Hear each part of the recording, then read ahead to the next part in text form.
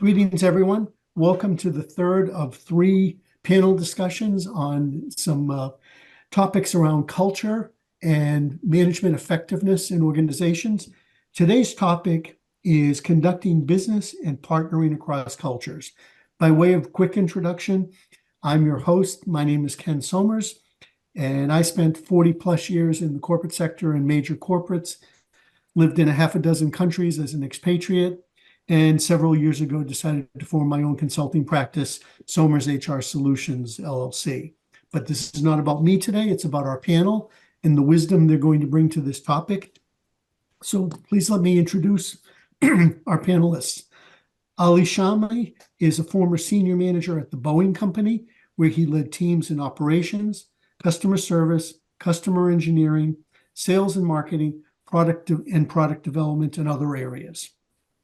He is the founder of FTD Global, which provides training in cultural sensitivity and leadership. Ali recently co-authored the book Partnering Successfully with American Firms with Stephen Howard, who is another one of our panelists today. Philip Berry has over 30 years of human resources experience, including 13 years in senior HR roles at the Colgate-Palmolive Company. Those included HR Director for the International Business Group, VP of Human Resources for Latin America, and VP of Human Resources for Europe. Philip has worked in 60 countries and today runs his own executive consulting and personal branding consultancy. He has also served on the boards of the City University of New York and the Asia Society. Philip is also an author and has written the top-selling book, Being Better Than You Believe, 8 Steps to Ultimate Success. And Stephen Howard, our final panelist, is an award-winning author of 25 nonfiction books on leadership, personal and professional development, business growth, and decision-making. He has coached, mentored, and trained over 12,000 supervisors, managers, leaders, executives, and entrepreneurs across the globe. Stephen brings a unique multicultural perspective, having lived in Singapore, Australia, and Mexico City, and he's worked in Asia, Europe, the Middle East, the South Pacific, and North America. Welcome all. So again, our topic today is conducting business and partnering across cultures. I'm going to start with Stephen by posing the question. All three of you have vast international business experience. Is multicultural adaptability a one-way street, or do Americans also need to be adaptable and flexible when dealing with their international counterparts? I would say definitely, Ken, and not just adaptability, but agility. For instance, one thing I often get questioned by people outside the United States is, why are Americans so quick to rush home? We finished our meeting early. They catch the next flight out. Don't they want to know more about our country? Why don't they visit our museums? We want to have a special dinner for them or a sporting event, but they jump on the next plane. People are proud of their countries, but as I explained to other people, is like, you have to understand that from an American standpoint, time is money, one of Ali's favorite phrases, but also they don't want to be seen by their colleagues at home as like taking a holiday or vacation day while they're on a business trip, while the company's paying for the hotel bill and paying for their per diems and everything else. So they don't want to have problems with their colleagues at home, misperception of that. But agility is so important. I'll give you a very quick example. When I go to Japan, I put on the coat and tie. I don't wear, this kind of a shirt when I go to meetings in Japan. I'm very formal. I lower my voice, more respectful probably. But also one of the things I do is I'll talk to people about golf. Now, I'm not a golfer. I don't really enjoy the sport. I've played it a few times. I don't watch it. I don't follow it. But before I go to Japan, I go to the golf sites and I find out who won the latest Open, or who won the last major, or who's doing what. And then I go in Japan, I can talk about golf for a few minutes. I'm not being false, because the relationship is so important to me. And golf is important to the people I'm talking to or with. So interested in what they want to talk about. So that's being agile, culture agile. Great example. And I'm sitting here smiling because it certainly resonates with me.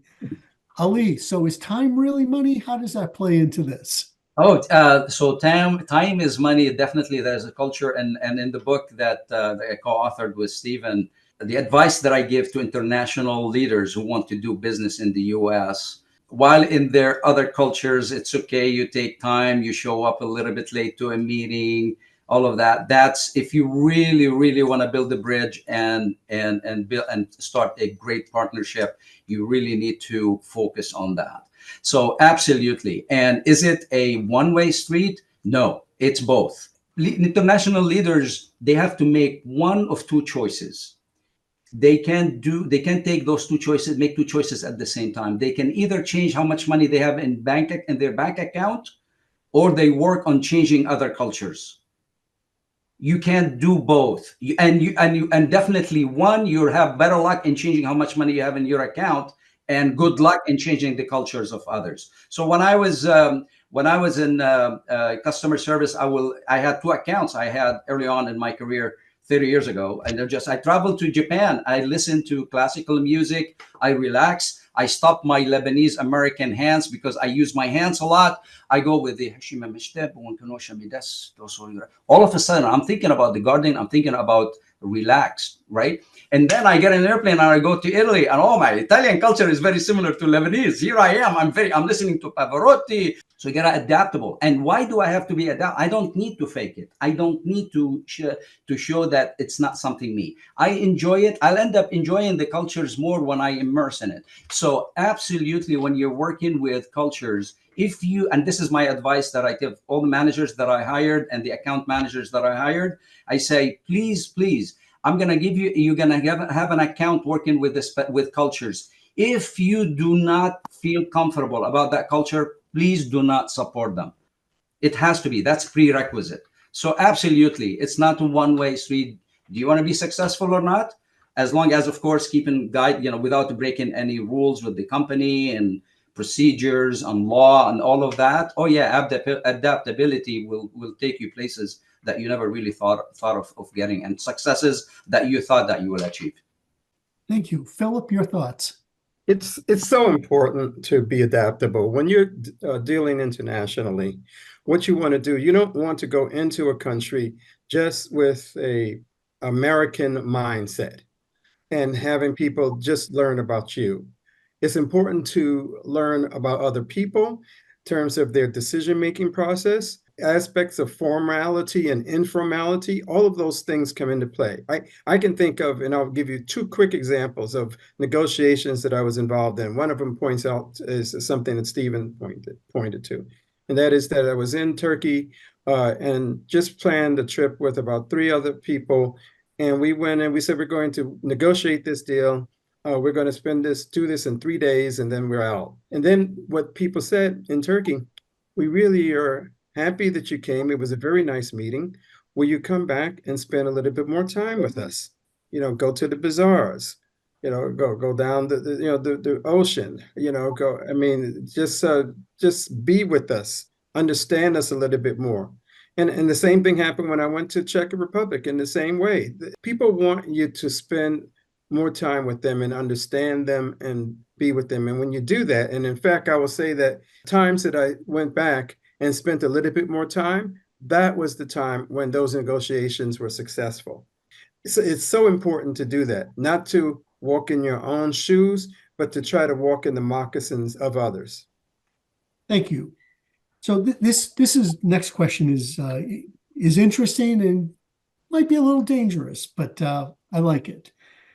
So the question is, how powerful is American corporate culture, and what should global executives look for in this area? And I'm going to start with Ali. Yes. So if you look back maybe like 30, 40 years, the American corporate culture was very powerful. I mean, for decades, it's been very powerful, because you look at GM, we were the only manufacturer. We were just like, customers, oh, you want other, go somewhere else, go somewhere else.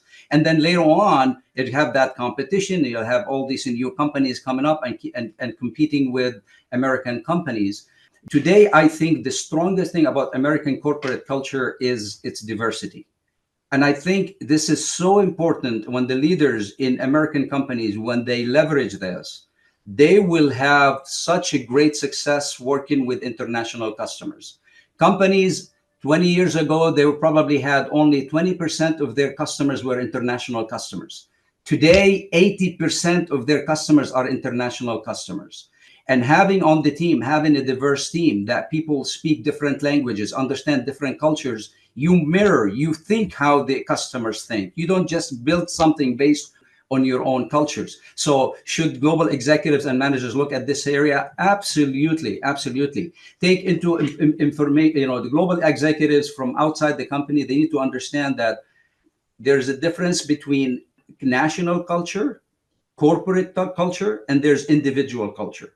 So when you're working with an American company, you need to understand what that person, do they subscribe to what culture? You can't just rely only what Hollywood and the movies say, oh, I understand the American culture, so I'll be able to do business with Americans. And that's really why the book was created, the Partnering Successfully with American Firms, because I looked at all the books and all the articles. They're all talking about how to do business in Japan, how to do business in Africa, There's not one single book that I saw that does business in the United States. And I'm like, this is something that we need to focus on. So absolutely. And be prepared for surprises, because you don't know. I can tell you many stories about assuming. In my mind, I'm thinking, oh, this person belongs to this culture, so they're going to behave this way. And the more I get to know them, like, oh my God, they don't subscribe to that culture.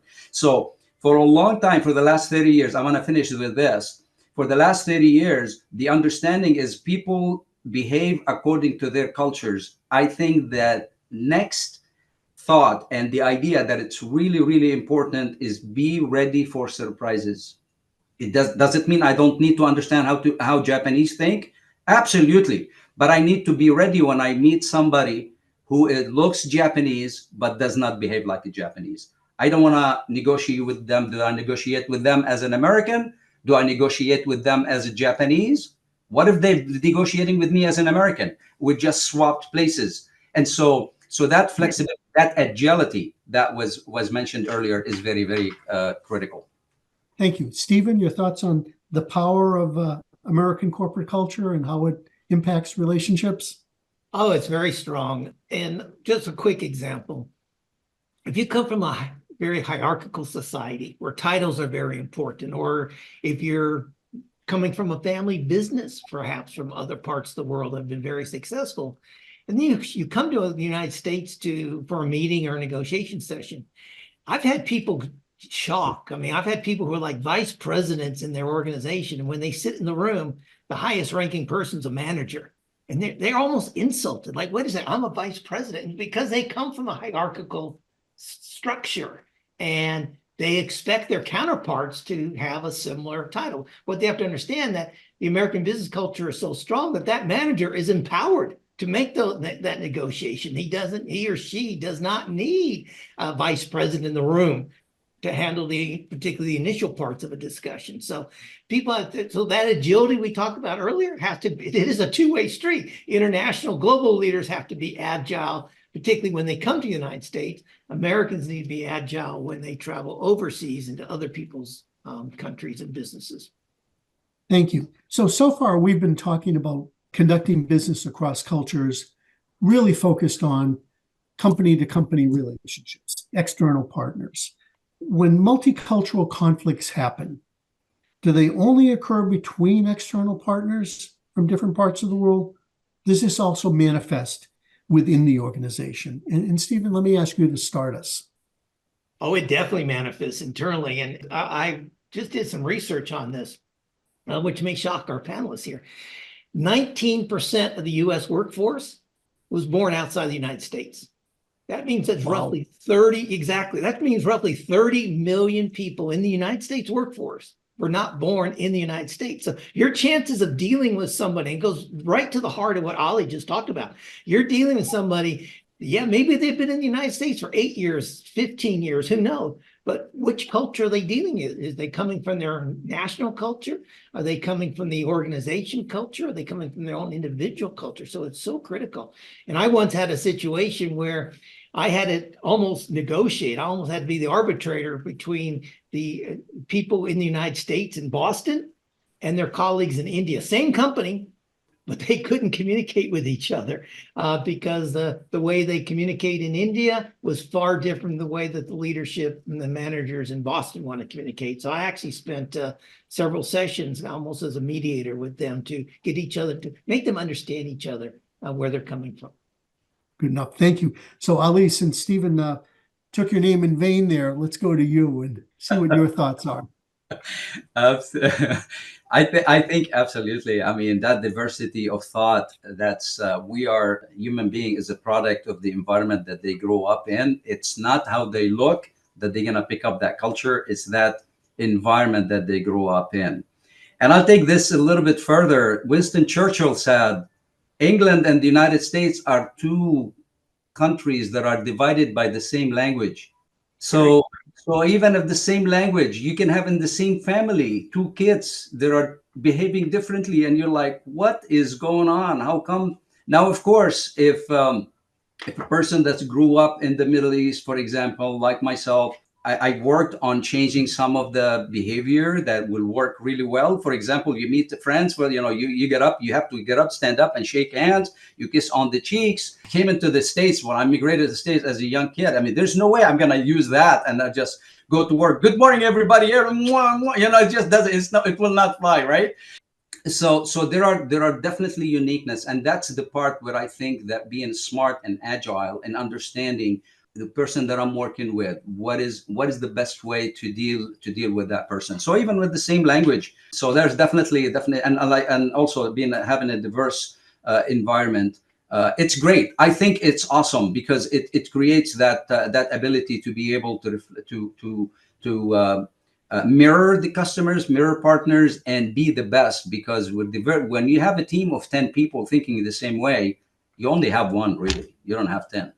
So true. So true. I'm going to move us to our final question, and we're going to start with Philip on this. Philip, how can we improve the impact that cross-cultural understanding brings to the interaction of personnel across, across geographies?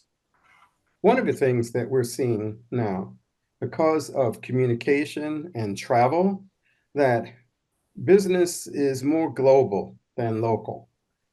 And that means that we are also influenced by a number of the communication patterns and understanding of how people think, how they purchase, how they behave and perform with each other.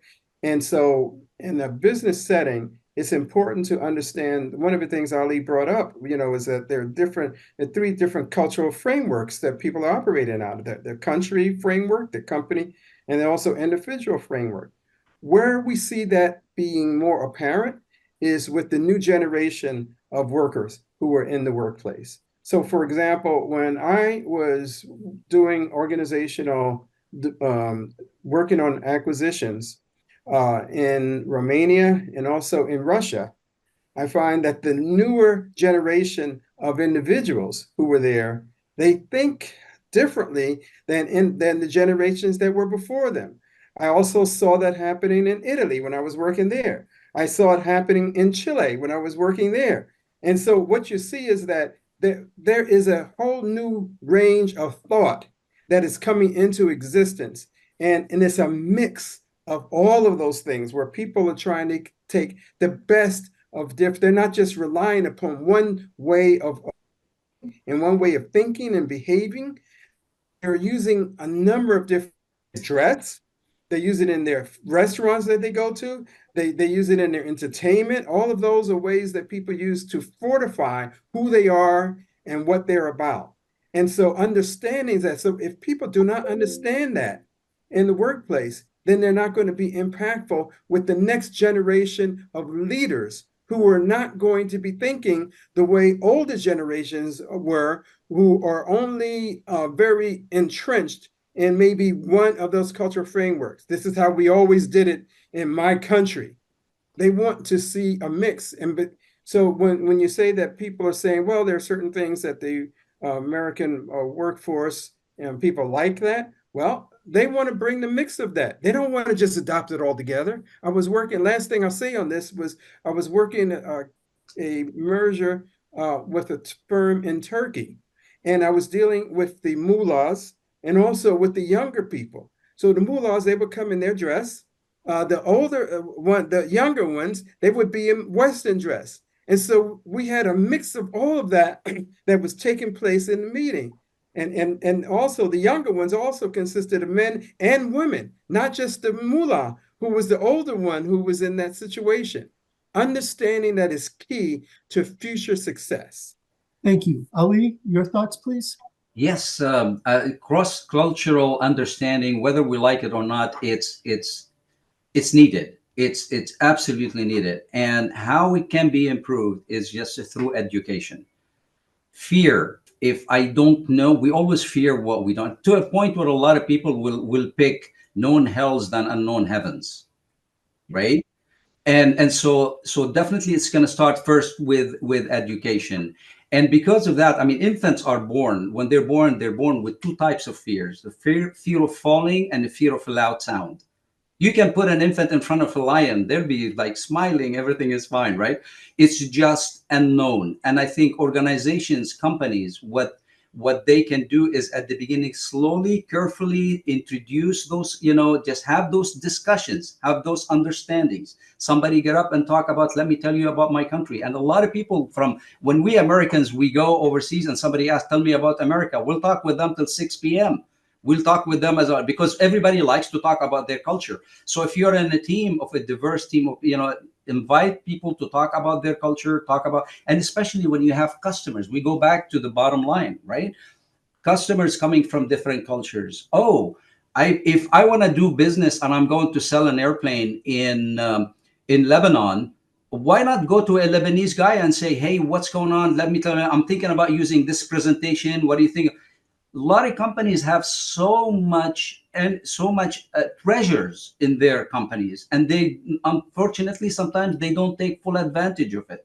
International companies who are working, want to do business with in the United States, they will go to Tom and they will say, you're American, you grew up in Chicago, tell us about, we want to do business in Chicago, what do you think? So the smart companies leverage this, and diversity is, if it's done right, and if it's looked at in the right angle, it can be so powerful. And in the future, the multicultural companies are the one that's going to do much better than the people who just keep on thinking, this is the way I've done it, it worked before, I want to be like GM. Here we are. Thank you. Stephen, you have the final word. I'm not sure what I can add, although I would suggest is, and I think one of my fears going forward is, we cannot rely on technology. I mean, we've gotten so used to these Zoom calls around the world, or Teams calls, or whatever. And we need to get out and meet people. But if you are on a Zoom call, one thing I would highly recommend is sign in a few minutes early and see who else shows up, and then talk non-business stuff. How was their weekend? If it's appropriate, how was their family? What can you learn about them? And then use that going forward. Have to remember, we're not dealing with organizations, we're dealing with people. We're dealing with human beings, and we have more in common with each other around the world than we have differences. We have more in common with somebody in Malaysia than as the neighbor down the street, wherever we live in the United States. Their differences are not that great. Reemphasizing what Philip said, understanding is the key. And part of that understanding is, we have to understand that culture is like an iceberg. And when we travel, or we have such a, we know things like Italy, we know what the culture is, a little bit. We know the arts, we know the food scene, the cuisine. We may know a little bit about the history, but we don't understand beneath that how people talk, what's important to them, what their concept of justice is, what is their concept of fairness, what is their concept of being involved. Getting beneath that iceberg is so critical, and that understanding is so critical. So get out. You're a person. Go out and meet people. That's the key to it. Good deal. Panelists, thank you very much for your time, your immensely thoughtful contributions. And to our audience, thank you for the investment of your time in this, and hopefully the other panel sessions that you watched. We appreciate that you gave us your time, and hope we added some value to your day. Thank you for moderating. Thank you very much. Yeah, thank you very much.